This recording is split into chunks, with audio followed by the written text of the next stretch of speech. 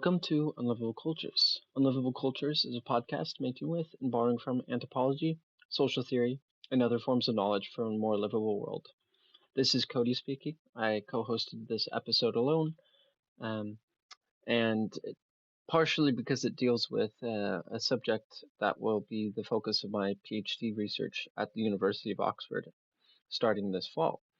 In this episode, I hosted a very fascinating conversation between Jeroen Oomen and David Keith um, about solar geoengineering and the solar geoengineering non-use agreement. I'll get into what those things are in a little bit, um, but just to explain what the solar geoengineering non-use agreement is, it has five main points.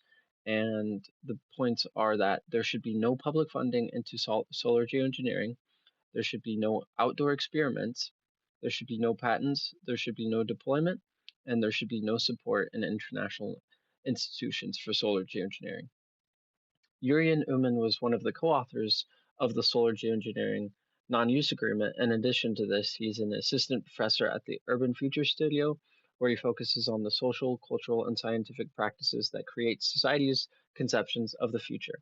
Coming from an interdisciplinary background spanning philosophy, political science, sociology, and the history of science and technology, Jeroen's main interest is in how knowledge is made and what the consequences are of particular types of knowledge for social organizations, democracy, and political power structures. His main research interests are climate policy, geoengineering, and social theory, specifically where it concerns questions of sustainability. And David Keith has worked near the interface between climate science, energy technology, and public policy since at least 1990. He took first in Canada's National Physics Prize exam, won MIT's Prize for Excellence in Experimental Physics, and was one of Time magazine's Heroes in the Environment. David is professor of geophysical sciences and founding faculty director of the Climate Systems Engineering Initiative at the University of Chicago. They're both experts in this field, and so they sort of jumped right into the conversation. So I thought I would give a little brief intro into the topic first and a few key terms.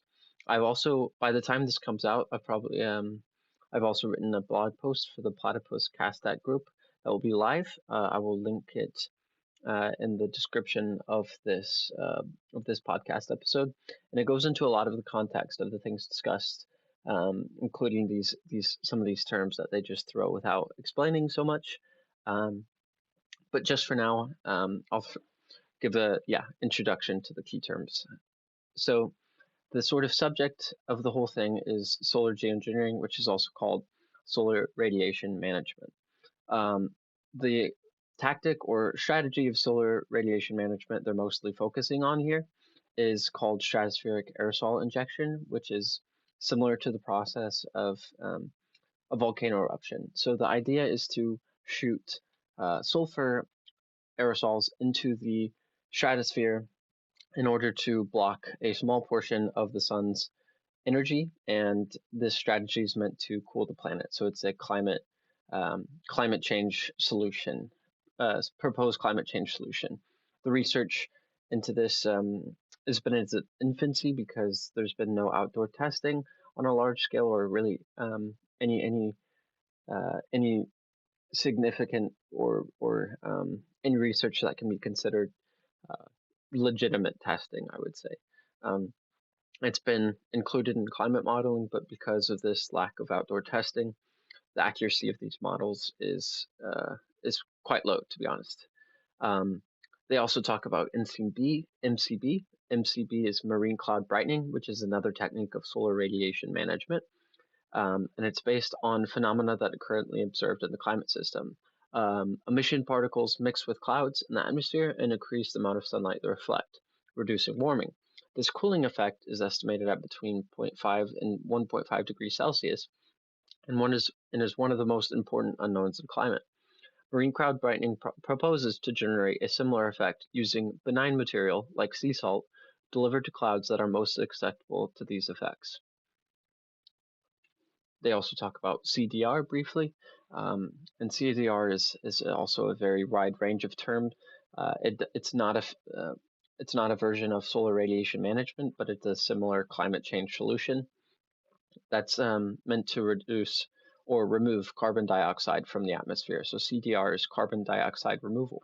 This includes strategies like planting trees, actually, to sequester CO2, carbon capture and storage, which David Keith is also on the also the founder of a carbon capture and storage company, and basically other similar sequestration strategies.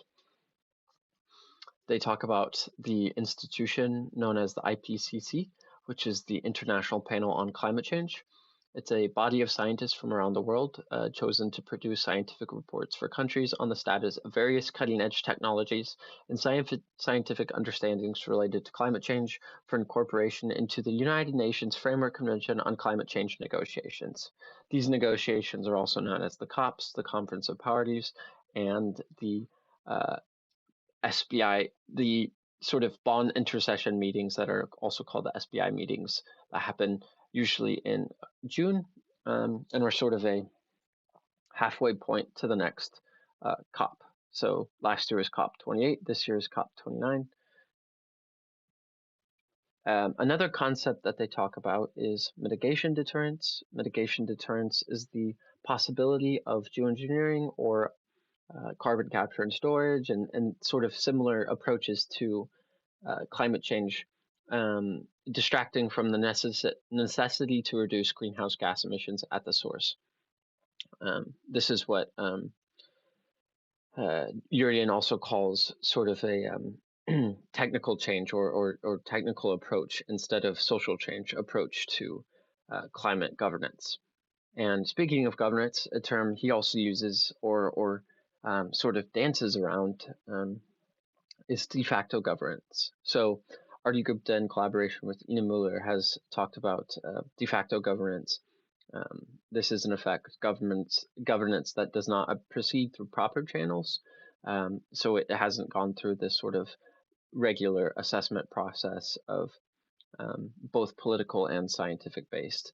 And yeah, so Aarti Gupta and Ina Möller has argued that the de facto governance of geoengineering or climate engineering is already underway, and high-level assessments from like the Royal Society and others have constructed climate engineering as an object of governance through demarcating and categorizing this emerging field of inquiry, normalizing and institutionalizing climate engineering research and climate engineering research communities. And this is what Jeroen is opposed to, what he calls normalization. This is sort of circumvents what is known as the science policy or science state interface, which is an intersectional space between science and policy or states at different scales, where scientists, policymakers, and other actors exchange and co-produce evidence which can enrich both decision-making and other research. So the idea is that a healthy science policy interface or science state interface allows for technology and scientific developments to be properly assessed before they're introduced or built or researched at scale in society, so that we're sure that this is something that follows principles of justice, equity, inclusion, power, responsibility, and that don't sort of go against our values, our collective values. Those are just some of the main terms. For more information and sort of another reference that Jeroen also mentions in the podcast is the piece called Towards an Evidence-Informed, Responsible, and Inclusive Debate on Solar Geoengineering, a response to the proposed non-use agreement by Edward A. Parson, Holly Jean Buck, Sakina Ina, Juan Marino Cruz, and Simon Nicholson. So this will also give some context to a lot of the terms used. But I'll just leave it at that and let David and Jeroen take it away. Sure. Yes, I think this is actually a very interesting question, right? And what do we do around the governance of SRM?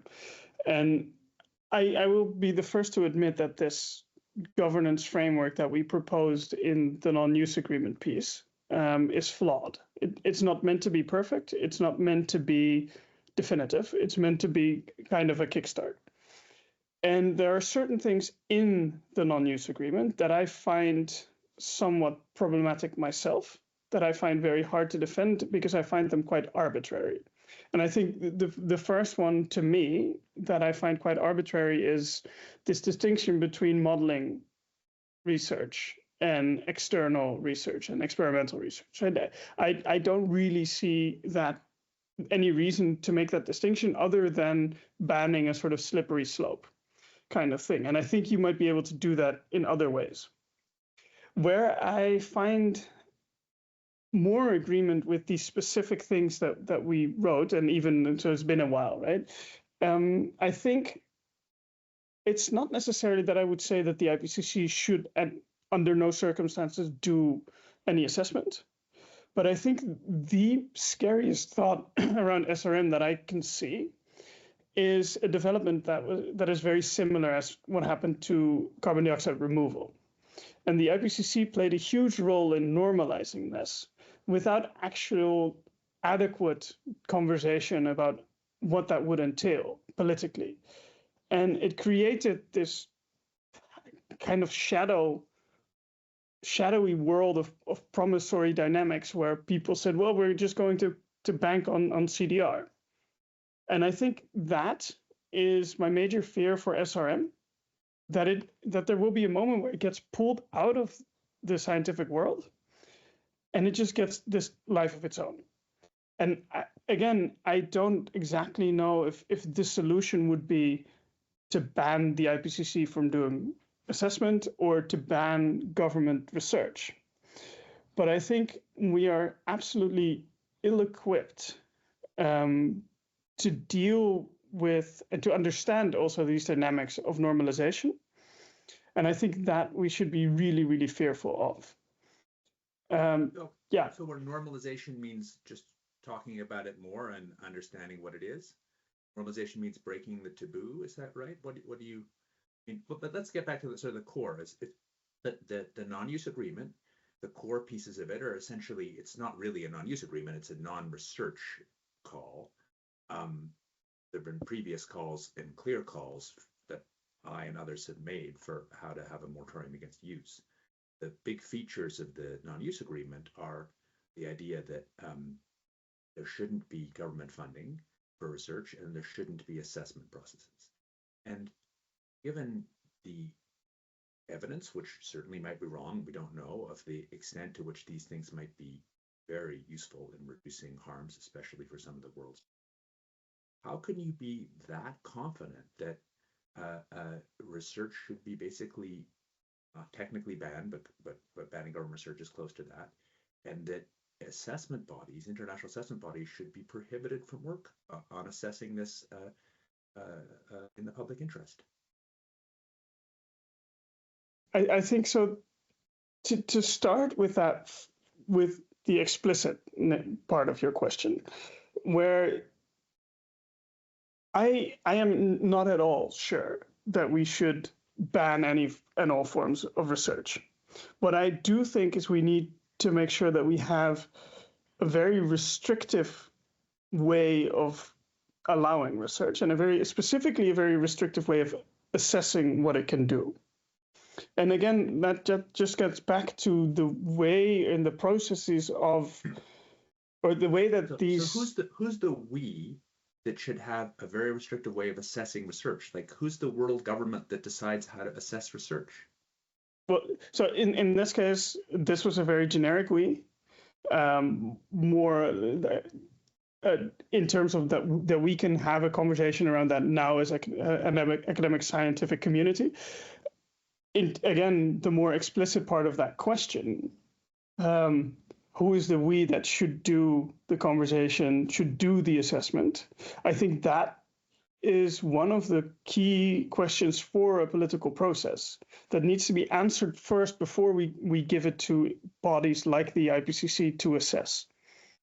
So we need a political process to decide the shape assessment should have before existing assessment bodies like IPCC or Inter-Academy Council or UNEP should actually do the assessments that they already know how to do. So we need a a meta body on top of the assessment bodies? No. I guess so. This is one of my major issues with the SRM debate in general.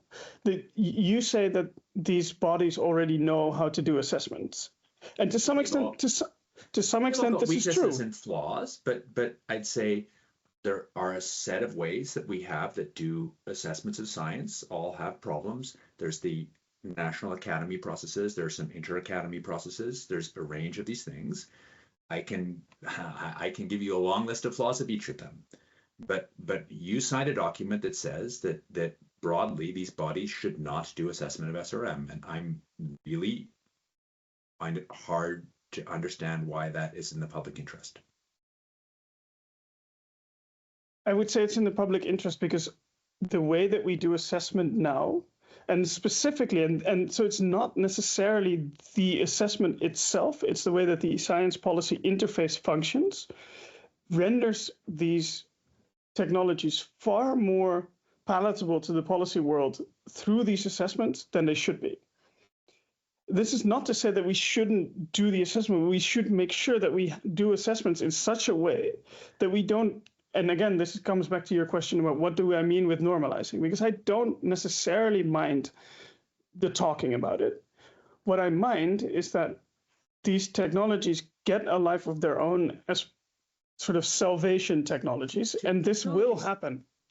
Don't have lives of their own. These are political processes, and there's political forces and interests that make these things happen. But is your claim, or I think your claim is, if I heard you correctly, that assessment processes are broadly biased to push technologies outside the public interest? Is that your claim? Is that sort of true across all assessment processes? No, that's not my claim. Okay, what is the claim? My claim is that the way that the science policy interface functions and the strictures within the science policy interface, those are broadly biased to push technologies over social change. And that means that those processes will eventually lead to a very real risk of mitigation deterrence. And how do you, what's the difference in social change? I mean, like, is the actual, to me, any of these things inherently involves technology, because technology is what we're talking about here, whether it's new or old. Granted, they inherently absolutely. involve social changes. So the world is now spending about 1.7% of all economic output on clean energy, which I think is a fantastic win and way better than it was a few years ago. That is a social change that happened. So taking the 1.7% that's now being spent on clean energy, is that social or technological? My contention is that there's not you can't pull them apart. They're tied. I would agree. Okay, then let's go back and say, what is the thing, or what is your fix? So if current assessment processes connect to the science policy interface in a way that is biased towards technology against social change, what's the way that I can divide the two, and what evidence do you have for that bias? I couldn't exactly give you an answer to that first part of your question, and how do we divide those two, and specifically what kind of assessment procedures should we have? I think we should think long, hard, and critically about how to do that. I think it has not been done enough yet. I think Ted Parsons and Holly Buck and someone else had a recent paper on the new news agreement that, or sort of a rebuttal in Wires, that made the first, also made steps. I think they had similar shortcomings that we did, but all of these 3,000 word pieces have shortcomings, and all of these assessments have shortcomings. I think there are so many implicit rules that guide the way that these assessments happen, and also the negotiations from policymakers or negotiators saying, well, lifestyle can just not be on the table politically, so we don't want to assess that. This is what happened with the IAMs for a long time, was that they hardly modeled any lifestyle change, because it was politically separate, not acceptable. IPCC, I was part of working group 3 that definitely do assess some literature related to changes in lifestyle. It's definitely there. But again, these are things, so you believe that there shouldn't be research and that there shouldn't be assessment, for how long does that happen? Like, the world is marching on. You'd like to see better assessment or a better science policy interface, so would I, but there's no agency that's in charge of the science policy interface. So from my perspective, you're sort of proposing a ban with no stopping rule. So I think this is actually, this feels like an almost willful misreading of what it says. It's not about banning the research. It's never been about banning the research. It's been about not, and again, I would be the first to agree that these 5 measures are imperfect, that there was quite a bit of disagreement within the authorial team. You know how it is when you write something with many people about exactly what these 5 measures should be. But what the aim was with restricting governance funding for research, specifically for developmental research, because it also explicitly says in the piece that it's not about assessment research. I don't know exactly what it says explicitly. I haven't looked back, but it's not about. With respect, I think you're over-lawyering it. There were also simple documents on the website. It says basically ban government research, and it says don't assess. Let's not overcomplicate this. And you presumably, I mean, basically either you defend it or you don't, in which case you should take your name off the SIG list. This isn't complicated. So like, defend it. Don't complexify it with, well, the underlying thing we really meant was. I mean, when you sign a political manifesto, presumably you stand behind it. Of course I stand behind it. I stand behind it as an intervention in a public debate that needed to be there, that still needs to be there, that still needs to be discussed. It was never meant to be, and it never should be meant as the final document that should be followed to the letter. That's not the way that it was written. So it is one side of the debate that really needs to be there. And I think all of these measures should potentially be on the table. What is the reason why preventing research, distributed research by governments, which is, with all its flaws, one of the ways that we learn about things to the next generation? Research is actually about finding things out. I get it's part of a social process. And assessment, for all its imperfection, actually helps to sift through research results and make them public. Why are those things you'd like to stamp out? Because there's clearly risks to doing that stamping out. What is the overriding benefit that's so big compared to the risks? For me, personally, the major risk is that SRM research is going to get in the way. Well, actually, it's 2-part. First, it's going to get in the way of conventional mitigation measures.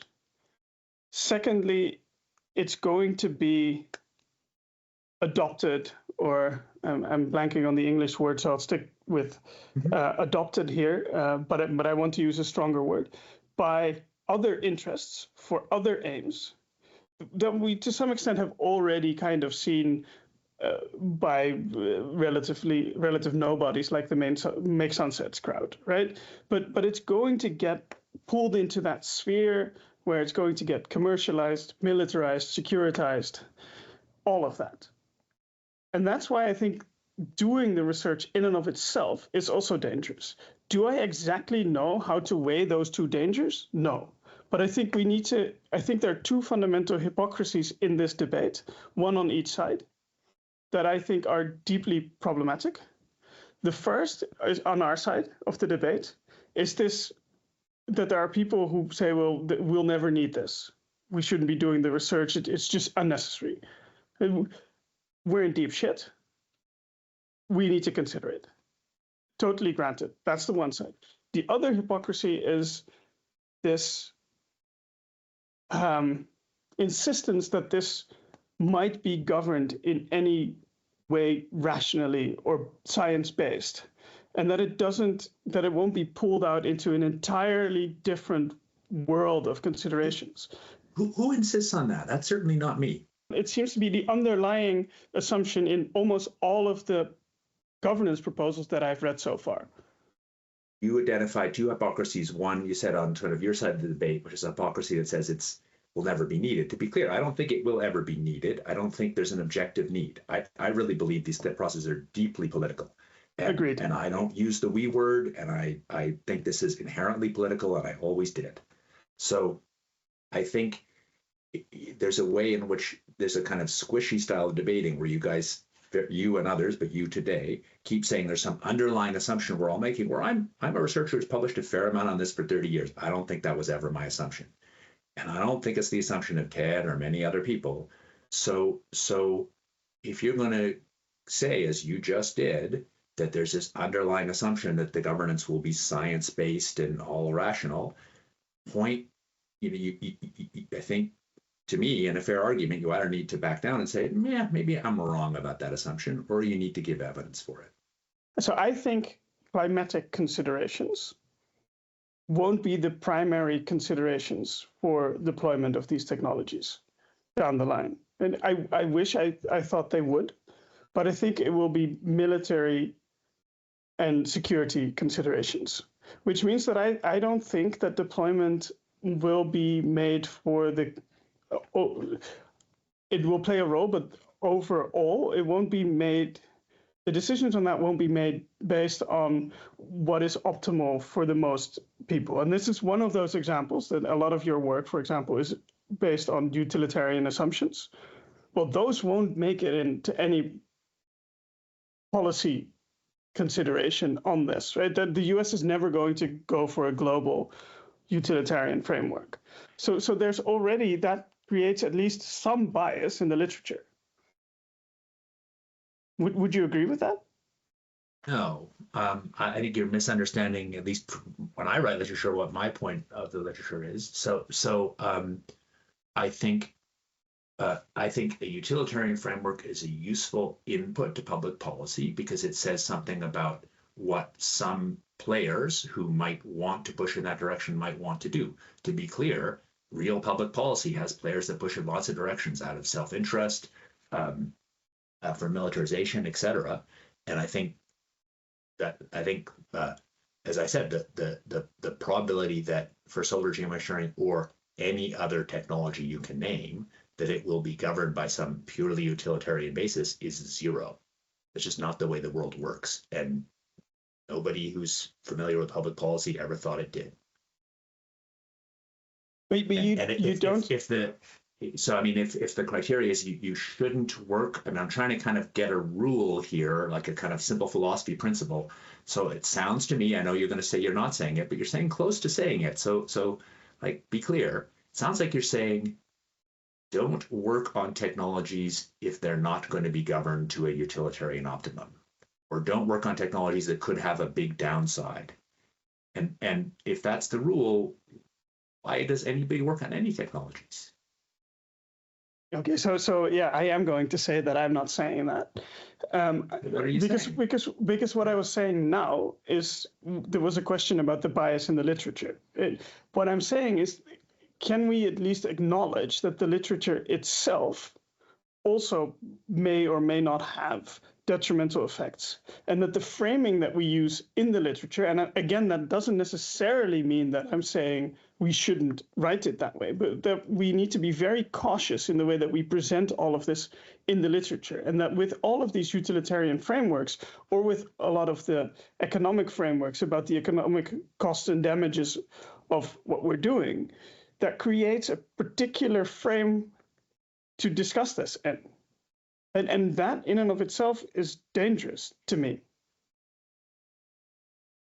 That's made me try and talk a little bit more about sort of specific risks. So you said it's likely to be commercialized or militarized, and that considerations of public good would likely play a small role in its deployment. And it depends what it is. For stratospheric aerosols, it is very hard to figure out a military application. So I've talked with the military people. You know that. And it's just very hard with even assuming the most ugly ill will to make this something useful. It has this kind of 2-year slow time constant. It kind of wants to be mixes in one hemisphere. So I'm not seeing, and I'm worrying a lot about it. quit earlier work I did because of military applications. That's part of why I'm working on climate and moved out of what I was doing in my PhD. I'm having a lot of trouble seeing not seeing ill will. Do I see that companies and militaries would like to try and exploit things? Absolutely, I do. But this feels pretty low likelihood of exploitation compared to lots of other things that my friends and others work on. So I think that hits probably on quite an epistemological difference between us. Because I totally agree with you. I am not necessarily concerned about the immediate military application of this, or the military even thinking that they might immediately be able to use this militarily. What I am very concerned with is the way that these, I'm going to phrase it in a way that you don't like, and I don't necessarily like, but I don't have really a better way of doing that in English right now. That the way that these technologies are perceived or wielded ideologically, discursively, that is, I think, a real worry for me. And that it might not be that they say, okay, we're militarizing this, but it might very well be pulled into the military infrastructure. And that the question is, who has control over this? Well, the US military. And because who has the infrastructure to actually deploy this on a relatively short basis? Well, you would probably be using military infrastructure from the US. And so these things, I think, I worry about. Why do you say that? Like that's a you would probably be. I mean, well, it's a political judgment. I think that's pretty unlikely personally, but it's possible. I think, to me, the big question is the bottom line that, as you know, people in the developing world tend to be more supportive of these technologies. The evidence of why they would help the developing world more is very strong, really hard to break out of. And people want and need assessments. I agree with some of the risks you've laid out, but the part that I just really, really don't get, I mean, despite actually kind of like enjoyed while you visited and respect you a lot, is like, I just cannot understand how you could think that given the obvious benefits, including the risks, that not having assessments, and just to be clear, that is what you're saying, because having some long process to make assessments better means in the near term, not having assessments. If people really took what you wrote seriously. Not having assessments and not having funded government research feels to me like a kind of an amazing level of putting your head in the sand. I'm starting to wonder if this is also a big difference in disciplinary training, right? Because I find that one of the people that I find hardest to actually have a conversation with this or about this with is Jesse Reynolds. Because we come from such different ways of weighing developments and the way that social measurements work, the way that the kind of trust that I, for example, have in surveys on what people want. So I think they're a useful snapshot, right? But then they're just a snapshot. They're not anything else, because as soon as there's a new discourse around it, you get a completely different weighing, right? So I think part of, and I know you would probably agree with that. I think to just jump in quickly, I think it's true very early on. That is, I think the thing that Baruch Fishoff and others have taught me is, like, early on, when there hasn't really been public debate about technology, then it's very easy to spin the answers anyway, and you really don't know what you get when you ask people. So if you ask people about technology that doesn't exist, later on when the debate is full, like if you think about debates about abortion in the U.S., people are pretty robust, actually. Like not getting the politics of who's, well, you can guess that on the liberal side, but the point is people's opinions about those things are really quite robust, and they're not much changed by question framing. And feels to me like SRM is more on the side of I don't trust what the polls say, because there just hasn't been much debate, but it's kind of inching towards being a little more robust. So I don't think you said you can change it completely by framing. We've actually tried that in experiments. I think that's an overstatement, but there's no question that framing can change it. Yeah, so that I actually would agree with. I think that's actually my fear. I think the abortion debate is quite an interesting example in that even though I would agree that's very robust. I think what I'm really worried about is how SRM gets entrenched in the worldviews of people. Say that Donald Trump runs away with this, right? And he spins it into his discourse somehow. Then he will probably be able to entrench opinions around this in a way that I would find deeply scary. Right? Or I was on this this show that this new show in the Netherlands that is public. It's public media, but it's filled with people who just talk about the Great Replacement theory, and that the World Economic Forum is one big. Well, you know all the theories, right? Yeah. You must have encountered them. And they wanted to do this talk about geoengineering, and I debated for a long time. Do I want to get on that? And I said, I don't know, but I know that people think I am not necessarily in favor of geoengineering. So I will not be the one getting attacked in many different ways. So I need to get on, because otherwise people do this whole chemtrail kind of story. It became a chemtrail story, and then it became a denialist story. And so this is where I think my major fear is about how all of this gets woven into that discursive reality of people. That's what I think about a lot. And that's where I think my fear for assessment, or specifically, I guess, my fears around IPCC assessment, is how that is also woven into a narrative of what we can do for solving climate change, where I think, and yes, I cannot prove this, and I also think this would be extremely hard to prove empirically, because that's just not the way that the world is, unfortunately, researchable. I think that in the way that we do environmental politics now, it's much more likely that people will turn to SRM than real mobilization on, for example, lifestyle change. And that's why I think that the assessments might have a real potential of furthering that. And I don't have the solution. But I don't. But hold on. So you're saying, because, like, for me, I can see arguments for lifestyle change, and we need technological change as well. But it sounds to me a bit like you're saying, because you personally know which one you want to choose, then you'd rather have less assessments. You'd rather not have people, like if people make the choice, you want to overrule that by preventing assessments? No, that's not at all what I'm saying. I guess what I'm saying is I'd like to see some lifestyle change, and I'd like to see a lot of things that aren't going to happen in the world, and some of them are happening in the world. But with regarding assessments in science, mostly what I want to see is reasonably clean assessments and science that helps to provide more information into the public policy arena.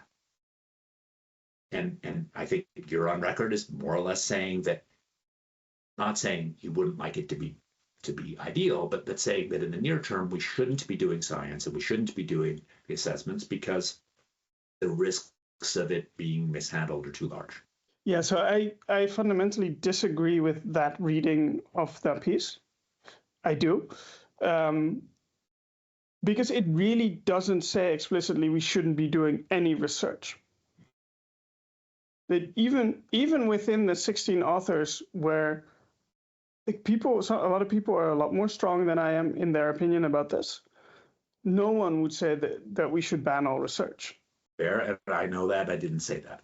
But assessments, it's pretty clear. It says there shouldn't be assessments, and it says there shouldn't be government funding for research, which is kind of one of the main ways that, in principle, academic research gets funded. And I'm going to be lawyery about it for a second there, because again, this is a proposal, not that we make, that people should follow at all or completely. What we say is this is a proposal that governments specifically could consider getting behind, and could consider whether they want to follow that. Right? Would I like governments to then say, well, we actually fund, and this is very iffy, and I don't know how you would pull those apart, we fund assessment and not real development of, or at least I guess sort of building of infrastructure. I don't know exactly. Yes, I would prefer that. Do I want to have the opportunity for continued modeling? Yes, I would also prefer that. But I think there is somewhere in there, that middle, or sort of a huge gray area that needs to be defined. And yes, for the near term, that probably means that if we don't define that, I would want to be very restrictive with governance funding for, or government funding for. Where the near term is roughly how long? As long as we take to define what we want, right? Who's the or we like here? Yeah, I was the we is, so for example, in the Dutch case, so for as long as the Dutch government or the Dutch funding agencies need to figure out exactly what they do want to fund and what they don't want to fund, and to have a much more explicit debate on that. But that debate will, in normal world, in normal democracies, that debate is partly fed by assessments.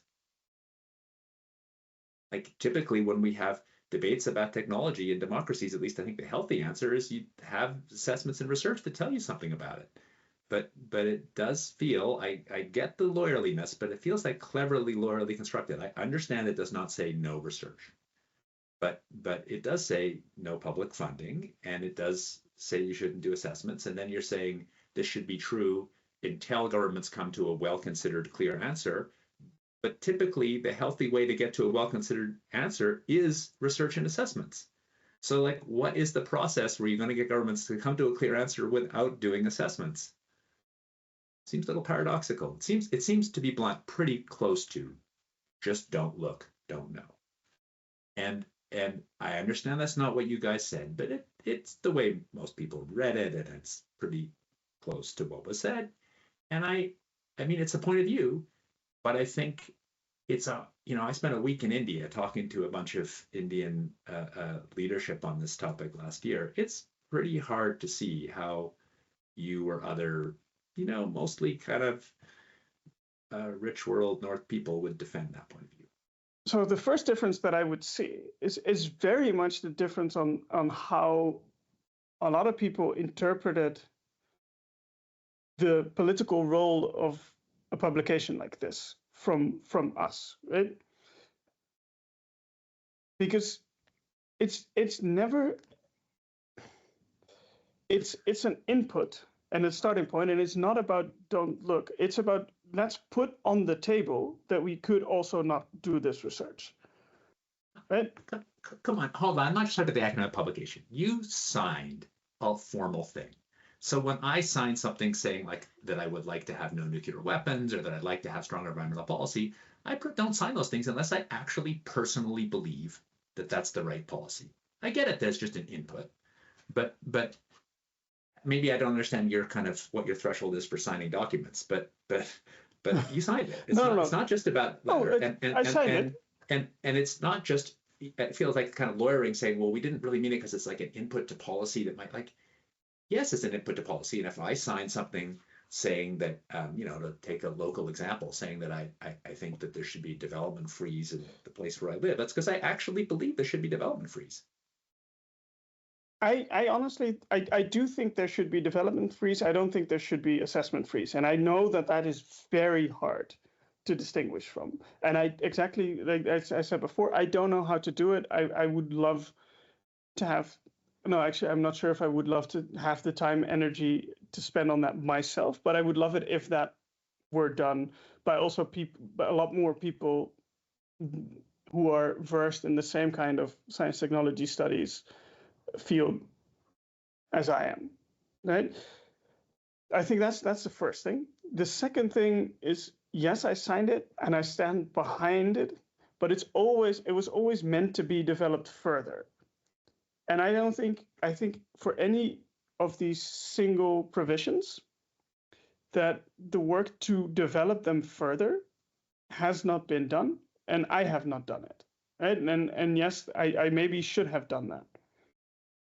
I still stand behind that the way that we do assessments, and especially if it was funneled through the IPCC, is deeply problematic, and before you know it, it be an embedded part of climate policy in a way that it's not ready for, in a way that is never going to be, or no, I'm rephrasing, in a way that has not been democratically discussed, and then in a way that is quite dangerous for conventional mitigation. What that means exactly for how we should be assessing it, I honestly don't know. But I think at this point, I find an assessment of the existing literature through the IPCC process more dangerous than not doing it. Yes, I stand behind that.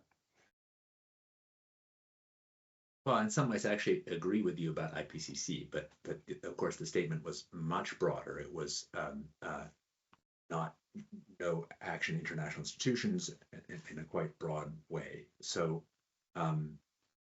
it's not restricted to IPCC. It doesn't say don't do an IPCC assessment. So I guess I'd suggest there's at least some parts of this. It sounds like you do want assessments to happen, just not IPCC. You know, you and others who it sounds like there's some parts of it that you wouldn't say, then find a clear way to say it publicly, saying like either I wouldn't sign it today or I would sign, you know, or I'm very uncomfortable about these provisions. Because it's quite a strong thing to sign. Anyway, that's just my 2 bits. Let me ask you one question about mitigation inhibition, or whatever you want to call it, moral hazard. Does this feel different now than, I know that I'm older than you, whatever, but then like 2 decades ago, in the sense that the world really is doing real work on mitigation now? It's not as much as I would like. I'm sure it's not as much as you would like, but it feels quite different than a couple of years ago. I mean, spending 1.7 or whatever it is % of the whole world's economy on clean energy, mostly on kind of stuff that makes sense, on wind, solar, and electric vehicles. It's pretty exciting and really different than a couple of years ago. And to me, it means that mitigation is underway, messily and late and with lots of venality and corruption, but it actually is really happening. And to me, that alters the way I think about SRM. I'm interested to know if that feels right to you or not. Yeah, no, I think that definitely feels right to me. And I think in some ways there's another side to it, where what has also changed is the massive real world impact of climate change, and also a lot of climate impacts that we don't fully understand, that seem to be in some ways more scary than we thought. Right? So yes, I do weigh that quite a lot. And I still think the underlying weighing that I had, what is it, 2 years ago now, that the dangers of SRM research, and I know you don't like this phrase, but getting a life of its own in political spheres, do still slightly outweigh the dangers of not doing it right away. Right? But I do realize that I don't exactly know where we should be going with this, and I find your position personally much too optimistic about what SRM can do. I find it much too optimistic about the way that it could be governed. But I mean, that's just a political disagreement that we have here. I am shifting on the way that I think SRM might or might not play a role in the future. And partially, yes, partially the things are happening. But I think also SRM is going to be one of the things that I fear, and maybe you agree with that's actually quite an interesting question that I would love to hear your opinion on. One of the things that I fear is that people are going to tie SRM to the not making of our climate targets, right? And then they're going to use SRM as a means through which that we can still make our climate targets. And I think any decision making on SRM should be completely disentangled from climate targets. It should be made on its own political merits. But I fear that that's not how it's going to happen. And I would just love to hear what you think about that.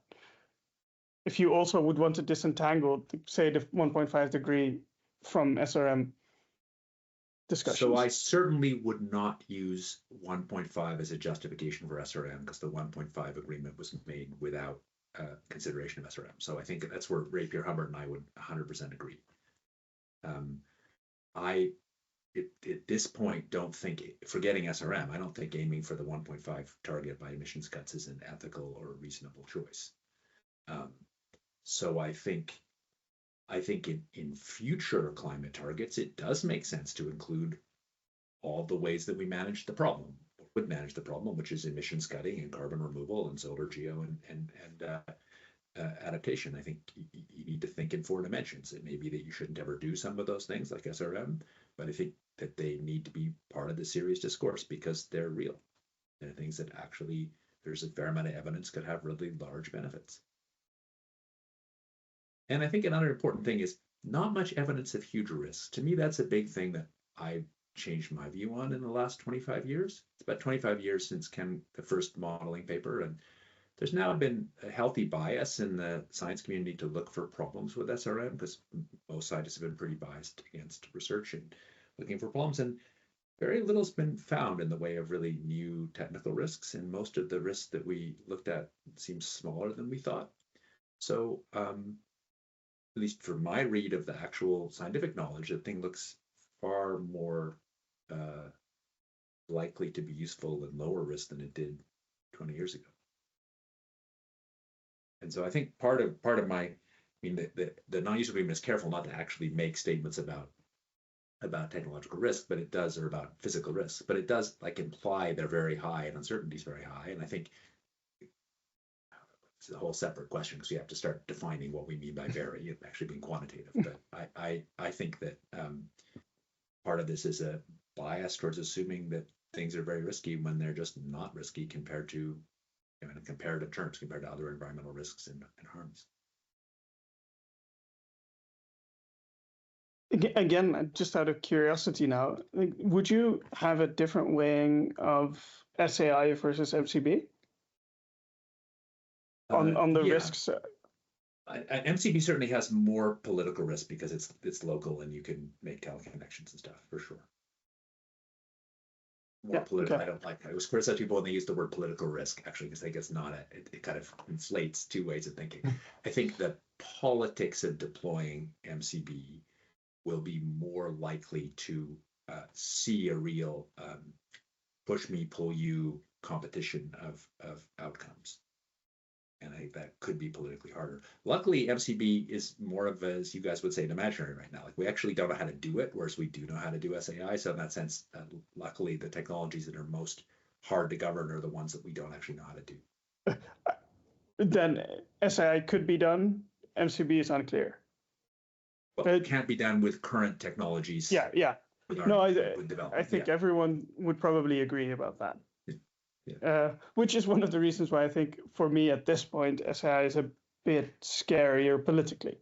But I do actually agree with you on that. I probably disagree with you on the amount of uncertainties, but I'm also, again, I'm of course basing myself there on natural scientists who I have to trust, and because I don't have the same grasp that you do of that literature. So I don't want to get to that debate with you. That's a separate conversation. But I think the core thing is back to this question of the fact that the you can, I think we've been around it enough. I it's good to talk to you. I still am really pretty mystified about the logic behind signing the non-use agreement. And I think I have a lot of problems with IPCC assessments, but it wasn't just, you could have written something saying, here's a way I think IPCC SRM assessment would get misused, and here's how to make it better, or here's how to reduce the chance of that. But that's a positive, like trying to suggest how to things better. But the core of this thing is really to say, just don't do it. Hear no evil, see no evil. And for a technology like this, where misuse is actually hard compared to many technologies in the world, like this is not a high misuse potential technology compared to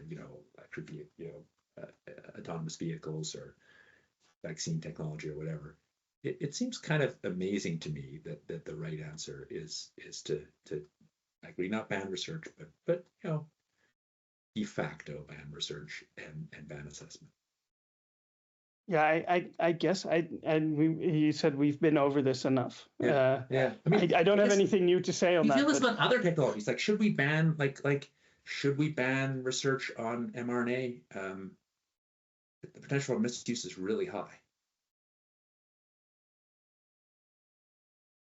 Honestly, I don't really know. And okay.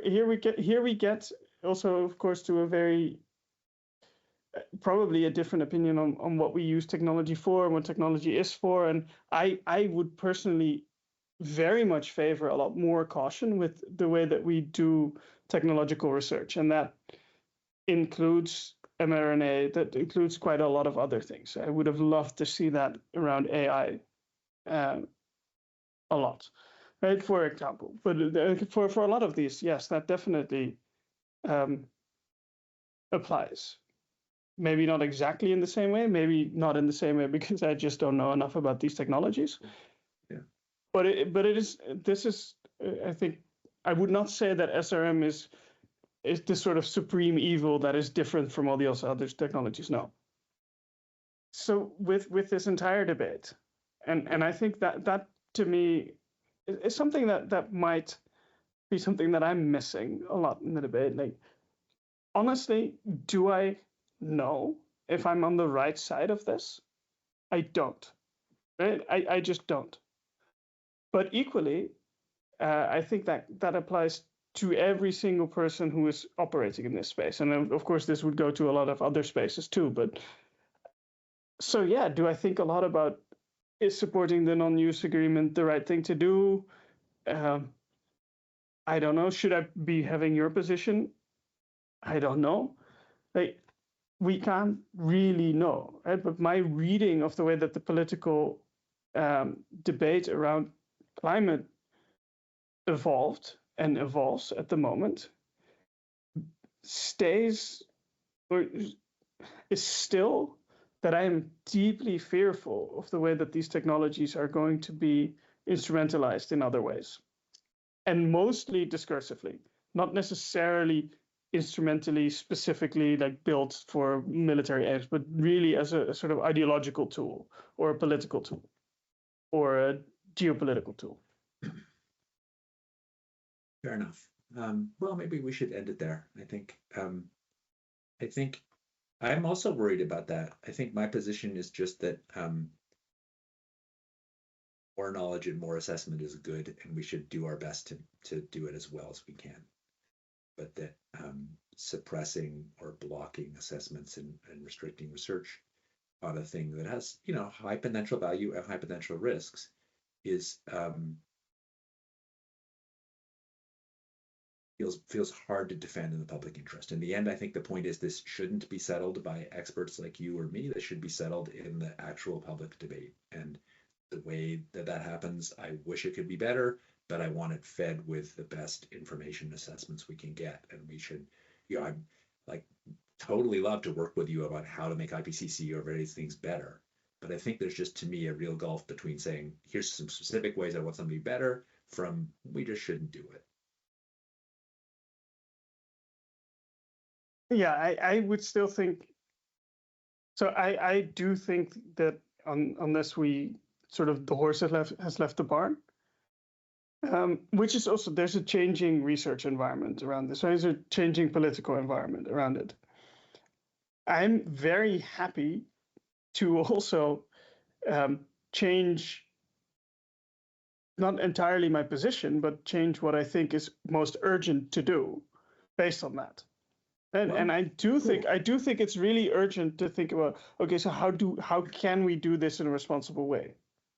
Because there's no backtracking on this, right? That's happening. So yeah. I would urge you and others to sign the non-use agreement to find a way to articulate something like that are sort of positive ways to do it better. I think that's a very different kind of stance, and one that the community does need, because there's lots. I mean, I can give you a long list of ways I think this is not being done well. So yeah, All right. Well, thanks a lot. Well, Cody, thanks please, for organizing it. Yeah. please do send those to me, because that Yeah, actually yeah. helps me thinking about that going forward, right? And we do have this relatively young-ish crowd of people who are in the STS field who really do want to think about that, and also do want to think about all these implicit processes. So if you have those things, I think we'd love to think through that with our group who is talking about this a lot. A simple one for me is assessment processes that have really top scientific talent that is not working on the topic, that is a step outside the topic. And I think a problem with the IPCC like one is it's too much an insider game. And I think there, yeah. So that's a short, simple answer. I think there's room to make assessments much better. They still have all sorts of challenges and problems, but I think they could be much better. And I think the IPCC is become a political agent in a way which makes it less credible for assessments overall. And I think we need some new thing that could do the assessments better. Yeah, so I fear that something like the IPCC, by its nature, will always be a political agent, and I think that might also be kind of the gulf that we're talking across. I mean, but that's still an IPCC interesting thing. Was intended to be. Of course, IPCC has this high-level structure that ties it to governments. It is the Intergovernmental Panel on Climate Change, and a lot of kind of pure scientists complain about governments being in the summary for policymaker meetings, but in some ways that was the whole point. I mean, this Sheila Jasanoff and others were like helping to shape that with Bill Clark. I mean, the idea was to not have an assessment that was just living in science land. I think that idea was worthy. I think you're probably right that institutionally, an interesting kind of study of science that whenever an assessment process gets important, then it inevitably gets more and more politicized. I think that because the actors have interest in changing it. The question is, can IPCC go backwards, or do we need to invent a new thing that can do it better? I don't know. Yeah. Anyway, that's a really nice way to end it. Yeah. Take care. Good to talk. Yeah, take Cheers. care. Ciao. Bye bye.